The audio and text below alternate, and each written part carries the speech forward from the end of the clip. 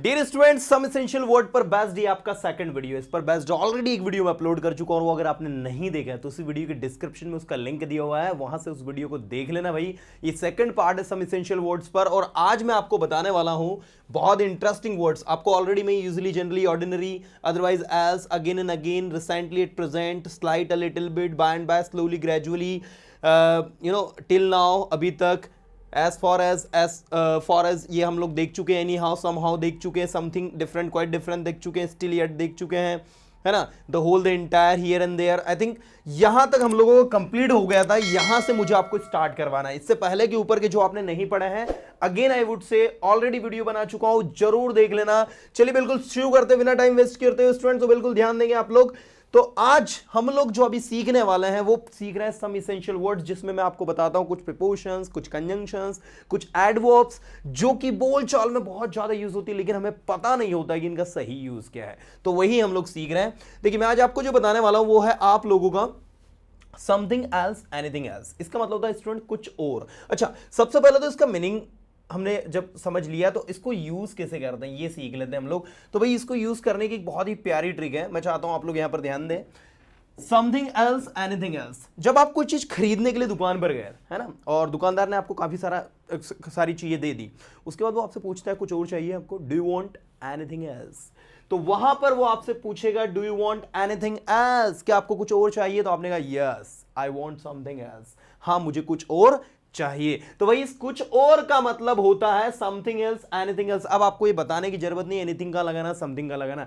मैंने अपने जो इंडेफिनिट प्रोनाउन पर बेस्ड वीडियो, उसमें ऑलरेडी आपको बताया था कि समथिंग और एनीथिंग क्या डिफरेंस है इनके बीच में। ये एनी और सम का खेल है। अगर सेंटेंस अफर्मेटिव है, हाँ मुझे कुछ चाहिए, यस आई वांट समथिंग, तो आप वहां पर समथिंग यूज करेंगे। लेकिन यदि सेंटेंस आपका नेगेटिव या फिर इंटरगेटिव है, नेगेटिव जैसे आपने कहा मुझे कुछ नहीं चाहिए, I don't want anything else, I don't want anything else, मुझे कुछ और नहीं अब चाहिए, तो I don't want anything else. तो नेगेटिव सेंटेंस में एनीथिंग एल्स, और इसके अलावा जब इंटरगेटिव सेंटेंस कोई प्रश्न पूछेंगे कि आपको कुछ और चाहिए, do you want anything else, तो वहां भी आपका यही यूज होगा भाई। तो बिल्कुल इसको आज दिमाग में फिट कर लेना, उम्मीद करता हूं समझ में आया होगा। चलिए आगे ले चलता हूं। The next we have while and when, जिसका मतलब होता है जब या जबकि। जब बात करते हैं हम लोग व्हाइल की, तो भाई व्हाइल का मतलब जबकि होता है, और व्हेन का मतलब जब होता है। अच्छा, व्हाइल का उपयोग आप लोग, अच्छा व्हाइल का मतलब जब भी होता है, ऐसा कोई जरूरी नहीं कि व्हाइल का मतलब जबकि ही हो, है ना।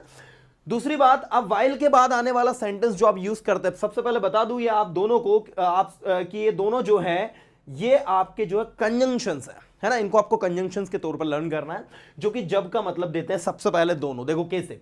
मैंने कहा मैं वहां गया जब वह सो रहा था, I went there while he was sleeping। तो while के बाद आने वाला सेंटेंस जो होता है वो आपका कॉन्टिन्यूअस टेंस का होता है। बिल्कुल दिमाग में याद रखो। जब मैं न्यूज़पेपर पढ़ रहा था, वो क्रिकेट खेल रहा था।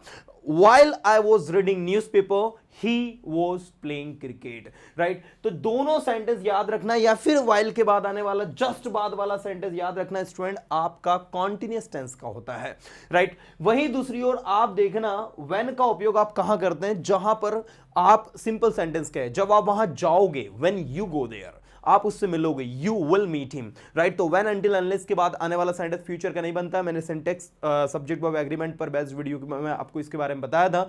तो आपको बता दूं कि व्हेन, जब आप ये काम करोगे, when you do this work, जब आप उससे मिलोगे, व्हेन यू मीट हिम, जब वो आपकी मदद करेगा, व्हेन ही हेल्प्स यू। तो इस तरीके से व्हेन का उपयोग जो है जब के अर्थ में हो रहा है, तो व्हाइल का उपयोग भी जब के अर्थ में हो रहा है। लेकिन व्हाइल के बाद आने वाला सेंटेंस कॉन्टिन्यूअस का बन रहा है, और व्हेन के बाद आने वाला सेंटेंस जो है वो आपका कॉन्टिन्यूअस का नहीं बन रहा है। दूसरी बात, आपका व्हाइल जो ये जबकि का मतलब भी देता है। अब जबकि का मतलब कैसे देता है वो थोड़ा सा आप समझेंगे, साथ में ये आपका और भी दूसरे तरीके से भी यूज होता है। जबकि वो मेरा दोस्त है, तो अब ये देखो यहां पर एक कॉन्ट्ररी सेंटेंस में यूज हो रहा है। कॉन्ट्ररी सेंटेंस मतलब ऐसे सेंटेंस जिनमें विरोधाभास हो, एक और तो आप उसको अच्छा बताए, दूसरी ओर बुरा बता दे। जबकि वो मेरा फ्रेंड है लेकिन वो मेरी मदद नहीं करता है, while he is my friend but he doesn't help me, like थोड़ा सा सिंस की तरह यूज होता है while का यहां पर, है ना। दूसरा while का एक और यूज होता है, जैसे मैंने कहा खाते वक्त, सोते वक्त, लिखते वक्त, बोलते वक्त, या बोल बोल कर, है ना। तो ऐसी सिचुएशन में भी आप while को लगाते हैं। जैसे खाते वक्त को आप कहेंगे while eating, बोलते वक्त, वाइल स्पीकिंग। आपको पता है आप बोलते वक्त बहुत सारी मिस्टेक करते हैं, do you know you make hundreds of mistake while speaking, you know. तो वाइल का उपयोग जो होता है के वक्त, के दौरान के सेंस में भी होता है एज अ प्रीपोजिशन के तौर पर, तो वो भी आप थोड़ा सा याद रखेंगे। चलिए स्टूडेंट, उम्मीद करता हूं कि व्हेन और वाइल आपको समझ में आया होगा। नेक्स्ट आपको लेकर चलता हूं मैं ऑल्सो, एज वेल एज और एंड की ओर। जो मतलब भी है और का देता है, तो पहले ऑल्सो को समझा देता हूं मैं। जैसे मैंने कहा वह भी तो एक डॉक्टर है, he is also a doctor, you know, मैं भी तो एक डॉक्टर हूं, I am also a doctor. तो ऑल्सो हम लोग यूज करते हैं, बहुत सरल है।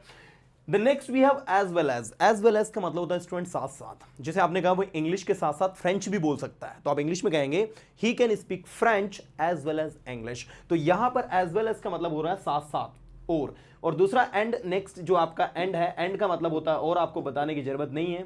She can speak Hindi and English, वो हिंदी और इंग्लिश बोल सकती है। तो एंड इस तरीके से ऑब्जेक्ट को सब्जेक्ट को वर्ब को जोड़ने का काम करता है। तो ये एंड आपका जो हो गया कंजंक्शन हो गया। चलिए मैं नेक्स्ट आपको लेकर चलता हूं, any how, bye hook or by crook. भाई ये आपका बहुत प्यारा आइडियम है, बिल्कुल इसको दिमाग में आज फिट कर लेना। Bye hook or by crook का मतलब होता है किसी भी प्रकार से, राइट, काम को कंप्लीट करना आपको किसी प्रकार से। You have to complete this work anyhow, you have to complete this work by hook or by crook. By hook or by crook. Crook का मतलब होता है बुरा तरीका, जो एक बुरा पैटर्न होता है काम को करने का, उसको कहते हैं। तो हुक से करो या फिर क्रुक से करो, मतलब किसी प्रकार से काम को करो।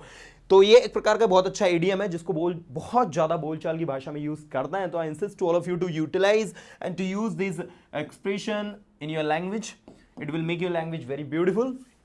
Okay, the next we have advance, instantly, immediately, जिसका मतलब होता है तुरंत ही।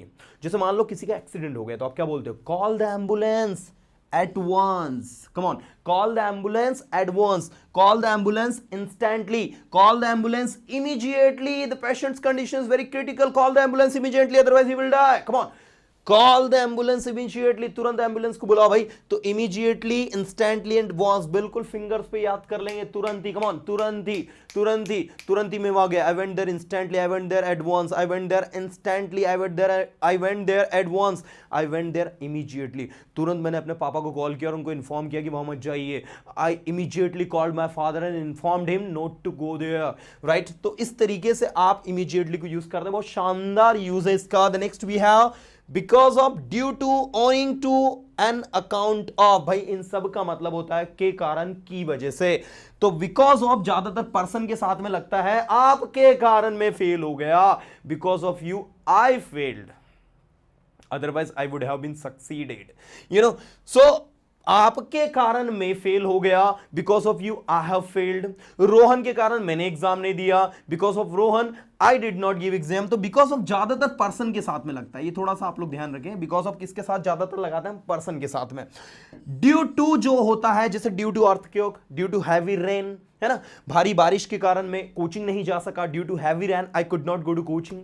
Due to heavy rain I missed my train, है ना, मैंने अपनी ट्रेन मिस कर दी भारी बारिश के कारण। इसी तरीके से owing to का भी यूज होता है। owing to headache, he is unable to attend the class, सिरदर्द होने के कारण या सिरदर्द होने से owing to headache he is unable to attend the class, या an account of headache, an account of headache ये आपकी एक प्रीपोजिशन है, फ्रेजल प्रीपोजिशन आप देख सकते हैं। आगे भी प्रीपोजिशन, पीछे भी प्रीपोजिशन हो, बीच में जो नाउन होता है, तो इनको कहते हैं हम लोग फ्रेजल प्रीपोजिशन। ऐसी प्रीपोजिशंस जिनके आगे भी प्रीपोजिशन हो, पीछे भी प्रीपोजिशन हो, बीच में कोई नाउन आता है, तो they are called phrasal preposition. So इसका मतलब ये होता है स्टूडेंट के कारण, an account of headache, I could not give my exam, I could not go there, I could not do this work। तो बहुत ही easy चीजें हैं। You can see all these words, you know, ये सारे के सारे जो मैंने अभी आपको यहाँ पर एक्सप्लेन किए, सभी के सभी आपके प्रीपोजिशंस हैं और बहुत ज्यादा इनका यूज होता है बोलचाल की भाषा में। तो मैं चाहूंगा कि भाई आप बिल्कुल इसको लर्न करें।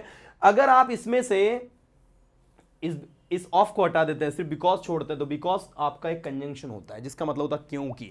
लेकिन बिकॉज के साथ में ऑफ आपने लगा दिया, तो बिकॉज ऑफ ये आपकी अब एक फ्रेजल प्रीपोजिशन बन गई। मतलब कि एक कंजंक्शन बिकॉज होता है जिसके लास्ट में आपने ऑफ लगाया, तो कंजंक्शन से प्रीपोजिशन बन गया, है ना। Because of Rohan I could not give this test, Rohan के कारण मैंने टेस्ट नहीं दिया। तो इस तरीके से बिल्कुल because of, due to, owing to and an account of, बिल्कुल दिमाग में अच्छे से फिट कर ले। इन चारों का मतलब होता है के कारण, की वजह से, के कारण, की वजह से। चलिए भाई मैं आगे आपको लेकर चल रहा हूं, उम्मीद करता हूं आपको समझ में आया होगा। तो आप लोग देखें यहां पर मैंने आपको जो अभी समझाया, आई होप कि आपको सबका आया होगा समझ में। चलो मैंने आगे आपको जल्दी जल्दी लेकर चल रहा हूं। The next we have before the eyes, मतलब होता है देखते देखते या आंखों के सामने, before the eyes, before the eyes, before the eyes. जैसे मान लीजिए कोई एक्सीडेंट आपकी आंखों के सामने हुआ and you are the eye witness, so what you would say, I am the eye witness, the accident took place before my eyes. वो एक्सीडेंट मेरी आंखों के सामने हुआ, I am the eye witness, भाई मैं आई विटनेस हूं, वो एक्सीडेंट मेरी आंखों के सामने घटित हुआ। So the word I witness मतलब हो गया ऐसा व्यक्ति जहां पर वो था, तथाकथित तौर पर वो स्थित था। तो बिफोर द आईज मतलब होता है देखते ही देखते या आंखों के सामने, देखते ही देखते चला गया। He went before the eyes, देखते ही देखते वो कितना बड़ा हो गया, he has grown up before the eyes, you know. तो इस तरीके से बिफोर द आईज मतलब देखते ही देखते। As a result of and consequently, भाई एज अ रिजल्ट ऑफ आपकी एक प्रीपोजिशन है, लेकिन कॉन्सिक्वेंटली आपका एलवाय लगा है तो एक एडवर्ब है। अब भाई इसका सेंटेंस देखते हैं हम। एज अ रिजल्ट ऑफ, जैसे मैंने कहा as a result of his bad habits he was disqualified, you know, he was disqualified as a result of his bad habits। उसकी बुरी आदतों के कारण, उसकी बुरी आदतों के परिणाम स्वरूप वो क्या हो गया, डिसक्वालिफाइड हो गया। he could not qualify, it means, है ना, वो क्वालिफाई नहीं कर पाया। तो भाई एज अ रिजल्ट ऑफ का मतलब परिणाम स्वरूप, के कारण की वजह से, थोड़ा थोड़ा मिलता जुलता आपका because of, due to, owing to, जो अभी हमने पढ़ा था उसी की तरह है। कॉन्सिक्वेंटली आपका जो है भाई, ये याद रखिएगा, ये आपका एक एडवर्ब है, इसलिए ये आपके सेंटेंस के बिगिनिंग में लगेगा, पहली चीज। दूसरी बात, आप इसको जब यूज कर रहे हो तो आप एक चीज का विशेष ध्यान दें कि इससे पहले आपको कोई रीजन भी देने होंगे। जैसे मैंने कहा कि जैसे मान लीजिए आप एक पोल्यूशन के बारे में बात करोगे, पोल्यूशन बहुत बड़ी समस्या, पोल्यूशन से हो जाएगा, वो हो जाएगा, this and that, and last में आपने इस बात को कंक्लूड किया कॉन्सिक्वेंटली। अब देखो, consequently we can say that if we do not control pollution, the pollution will destroy this entire world, you know। तो आपने यहां पर जो consequently यूज किया है, ये पूरे सेंटेंस को, रीजन को बताने का काम कर रहा है ना। तो इससे पहले ऊपर आपने काफी सारे सेंटेंसेस बोले एंड देन उसके बाद आपने फिर consequently को यूज किया। तो थोड़ा सा इस चीज का आप ध्यान रखिए कि इसको कैसे यूज कर रहे हैं। The next we have day after tomorrow, आने वाला परसों। भाई day after tomorrow and day before yesterday, इसी की तरह एक और वर्ड होता है डे बिफोर यस्टरडे, लिख लीजिएगा। Day before yesterday and day after tomorrow कैसे वर्क करता है, इन दोनों का मतलब होता है स्टूडेंट आने वाला परसों, है ना। अब देखो, जैसे मैंने कहा मैं आपसे परसों मिलूंगा, तो आप इंग्लिश में कहेंगे I will meet you day after tomorrow. और जब आप कहेंगे मैं उससे परसों मिला, परसों कौन से बीते हुए परसों, तो ऐसी सिचुएशन में कहा जाएगा day before yesterday, I meet him day before yesterday. तो ये दोनों वर्ड आप याद रखिएगा। The next we have despite, spite, even then, इसके बावजूद। भाई डिस्पाइट के साथ ऑफ नहीं लगता, तो पहले तो ये काट देना, हम लोगों ने ध्यान नहीं दे पाए। डिस्पाइट के साथ ऑफ नहीं लगता, स्पाइट ऑफ और इन स्पाइट ऑफ दोनों का मतलब होता है इसके बावजूद। आप चाहे तो इसके आगे इन भी लगा सकते हो ना, और इवन देन। भाई ये सब आपके जो है, लेट मी टेल यू कि ये आपके सब प्रीपोजिशंस हैं, है ना। इसमें इवन देन जो है ये कंजंक्शंस की तरह काम करता है। बाकी तो डिस्पाइट ऑफ और स्पाइट, इन स्पाइट ऑफ और स्पाइट ऑफ आपके जो है वो किसकी तरह काम करता है, प्रीपोजिशन की तरह काम करता है। तो मैंने कहा, और देखिए सबसे पहले इसकी यूजेस देखो। या despite having two pens, despite having two pens he purchased one more pen. दो पैन होने के बावजूद उसने एक पैन खरीदा, राइट। ऐसे ही in spite of having two pens या spite of having two pens he purchased one more pen, he bought one more pen, है ना। तो इस तरीके से स्पाइट ऑफ एंड डिस्पाइट का आप यूज करते हैं। इवन देन, इवन देन मतलब ये दो सेंटेंस को जोड़ेगा भाई, क्योंकि ये कंजंक्शन है। ओके, मैंने उसको मना किया, इसके बावजूद वो गया। I denied him, you know, I told him not to go, even then he went. Even then he went मतलब इसके बावजूद भी वो गया। तो यहां पर इवन देन क्या कर रहा है, दो इंडिविजुअल सेंटेंसेस को जोड़ने का काम कर रहा है भाई। तो ये कंजंक्शन हो गया, लेकिन इन स्पाइट ऑफ, स्पाइट ऑफ याद रखना है, दोनों वर्ड में लिख देता हूं, नहीं तो आप कंफ्यूज हो जाएंगे भाई।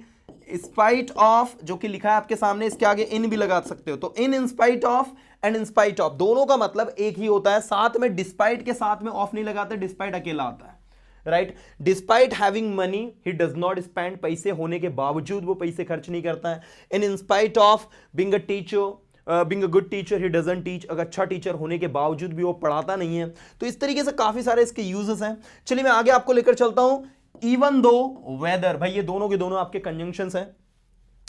भले ही, मैंने कहा भले ही वो मेरा दोस्त है लेकिन वो मेरी मदद नहीं करता है। Even though he is my friend but he doesn't help me, he should help me, but he doesn't, you know, he even though he is my friend. तो देखो इवन दो सेंटेंस के बिगनिंग में लग गया, even though he is my friend yet he doesn't help me, भले ही वो मेरा friend है लेकिन वो मेरी मदद नहीं करता। और ऐसे ही वेदर का मतलब होता है चाहे, चाहे आप पढ़ाई करो ना करो भाई मैं तो करूंगा। Whether you study or not I will study, whether you help me or not I will help you, whether you go there or not I will go there. तो इस तरीके से आपका जो है वेदर यूज होता है, बहुत ही शानदार और बहुत अच्छा यूज है।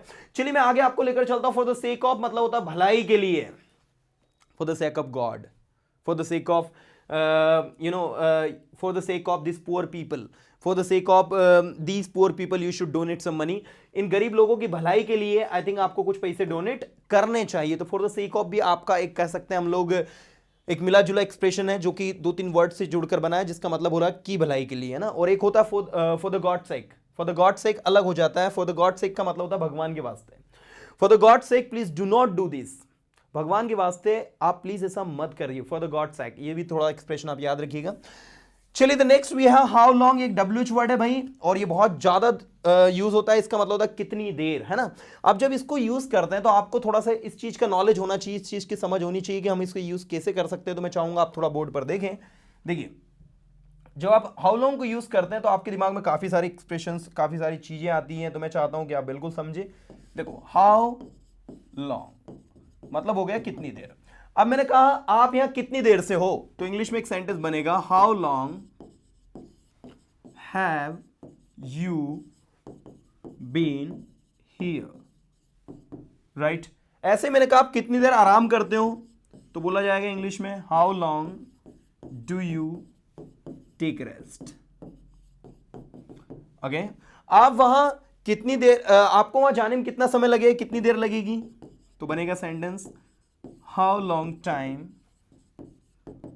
Will you take to go there, right. आपको वहां जाने में कितनी देर लगेगी। तो कुछ इस तरीके से आपके यूज होंगे भाई।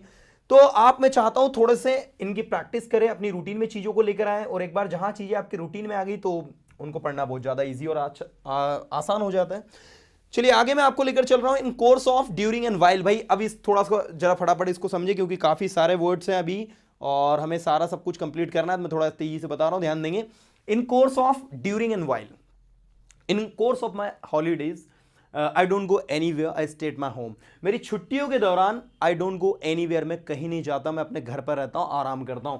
तो इन कोर्स ऑफ का मतलब यहां पर क्या दे रहा है भैया, इन कोर्स ऑफ का मतलब तो हो रहा है यहां पर, समझिएगा इस चीज को, इन कोर्स ऑफ का मतलब हो रहा है के दौरान।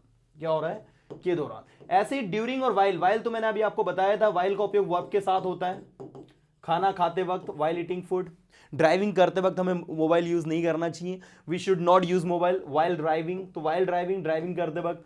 ऐसे during, during the pandemic, during the entire pandemic my father did not go anywhere, he was completely at the home, you know. तो ड्यूरिंग द पैंडेमिक मतलब पैंडेमिक के दौरान, अभी हमने जो पैंडेमिक फेस करी तो आप इस तरीके से उसको बोल सकते हैं। During my holidays, during my childhood I used to be very mischievous, I used to be very naughty, I used to be very mischievous during my childhood, you know. मेरे चाइल्डहुड के दौरान मैं बहुत ज्यादा मस्तीखोर हुआ करता था। तो ड्यूरिंग, इन कोर्स ऑफ, दोनों का मतलब होता है के वक्त, के दौरान। और वाइल का उपयोग आप वर्ब के साथ करते हैं, ये थोड़ा सा आप ध्यान देंगे। वाइल का उपयोग आप वर्ब के साथ में करते हैं स्टूडेंट, जैसे वाइल लर्निंग इंग्लिश, इंग्लिश सीखते वक्त, while talking with someone, while speaking, while walking, you know। while के जस्ट बाद में आपको वर्ब लगानी है, अगर वो के वक्त के दौरान के मीनिंग में आपको लेना है तो बिल्कुल ये आप अच्छे से लर्न कर लेंगे। The next we have in the nick of time, एन वक्त पर। Why do you always call me in the nick of time, आप मुझे हमेशा एन वक्त पर ही क्यों कॉल करते हो। So in the nick of time, come on, in the nick of time मतलब होता है एन वक्त पर। I will never call you in the nick of time again, don't worry, चिंता मत करो, दोबारा आपको कभी एन वक्त पर मैं कॉल नहीं करूंगा।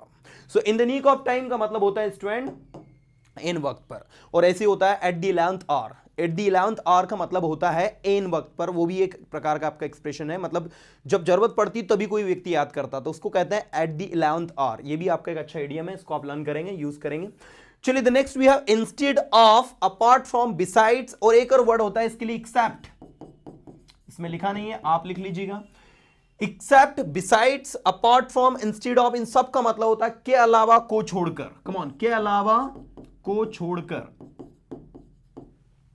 इंस्टेड ऑफ दिस, इसके अलावा, can you speak anything else, instead of this pen, instead of this copy, instead of this class, तो इस तरीके से इंस्टेड ऑफ का मतलब होता है के अलावा को छोड़कर। ऐसे ही apart from this pen, can you give me another, ऐसे बिसाइड्स के अलावा को छोड़कर, except Rohan everybody is present today, Rohan को छोड़कर सारे के सारे स्टूडेंट्स जो है क्लास में उपस्थित हैं भाई। तो इस तरीके से instead of, apart from, besides and except, चारों के चारों वर्ड का मतलब होता है के अलावा, को छोड़कर। बहुत अच्छे वर्ड है, बहुत अच्छे अच्छे प्रिपोजिशंस है, बिल्कुल इनको दिमाग में फिट कर लेना भाई, और इनका बहुत ज्यादा यूज होता है बोलचाल में। जस्ट अ लिटिल बिट, थोड़ा सा इसको एक्सप्लेन करो ना, please explain it just a little, just a little bit, come on. तो बहुत अच्छे से वर्ड है, बिल्कुल आप एक दो बार बोलेंगे याद हो जाएंगे। द नेक्स्ट वी हैव ज्यादातर के लिए है ऑलमोस्ट, काम कितना कंप्लीट हो गया, या I have done almost done. ऐसे ही मोर आफ्टर, ज्यादातर, मोर ओवर, ज्यादातर, मोस्टली, ज्यादातर, मोस्ट, और एक और वर्ड आपको यहां पर दिया है, वो थोड़ा सा बाहर जा रहा है, मैं लिखा देता हूं आपको, मोस्ट ऑफ, ज्यादातर, ठीक है। तो ये आपका इस तरीके से हो जाता है, जैसे मैंने कहा ज्यादातर लड़के आज एब्सेंट है, most of the boys are absent today, most of the girls are absent today. तो इस तरीके से आप ज्यादातर की मीनिंग में आप इसको बिल्कुल यूज कर सकते हैं। मोर आर लेस, थोड़ा बहुत, ठीक है। आई can explain it but more and less, थोड़ा बहुत ज्यादा, ठीक है। तो इस तरीके से मैं इसको थोड़ा बहुत एक्सप्लेन कर सकता हूं, ज्यादा नहीं कर सकता। I can explain it more or less, ज्यादा नहीं कर सकता, थोड़ा बहुत कर सकता हूं। ऐसे एट प्रेजेंट, नाउ डेज, जिसको हम कहते हैं आजकल बहुत ज्यादा बोलने में यूज होता है, आजकल ये बहुत ज्यादा यूज होता है। Nowadays it is used very much, so just use it. Nowadays, आजकल, नाउ डेज क्या, आजकल क्या कर रहे हो भाई, nowadays what are you doing, nowadays what are you doing. ये मैं सोचना कि आर्टिकल ए लगा और डेज के आगे, भैया ये एक एक्सप्रेशन है ना, ये एक फ्रेजेस है, एक फ्रेज है, और इसके आगे आपको डेज भले ही लिखा है लेकिन आर्टिकल ए लगाना। कभी कभी एग्जाम में भी आ जाता है, now blank days I am learning English, और यहां ऑप्शन में दे देते हैं ए एन द। बच्चा सोचता है डेज लिखा है मतलब आर्टिकल ए तो आएगी नहीं, जबकि नाउ डेज, राइट, ये एक फ्रेज है और उसमें ए ही लगता है, याद रखना भाई। चलिए, occasionally, of and on and sometimes, कभी कभी हंस भी दिया करो, है ना। So you should laugh occasionally, है ना। ऑफ एंड ऑन वो कभी कभी आता है, he comes of and on, he comes here sometimes. तो भाई समटाइम्स तो बहुत ज्यादा हम लोग यूज करते हैं, ऑफ एंड ऑन पता नहीं था तो बिल्कुल आप लोगों ने सीख लिया। ओकेशनली का मतलब भी होता है कभी कभार। She goes there occasionally. I meet him occasionally. I don't meet him regularly. I meet him occasionally. मैं उससे रेगुलरली नहीं मिलता, occasionally मिलता हूं। ऐसे देखो, once upon a time, एक समय की बात है। Once upon a time there was a king. एक समय की बात, एक राजा था। तो कुछ इस तरीके से आप once upon a time का यूज करते हैं।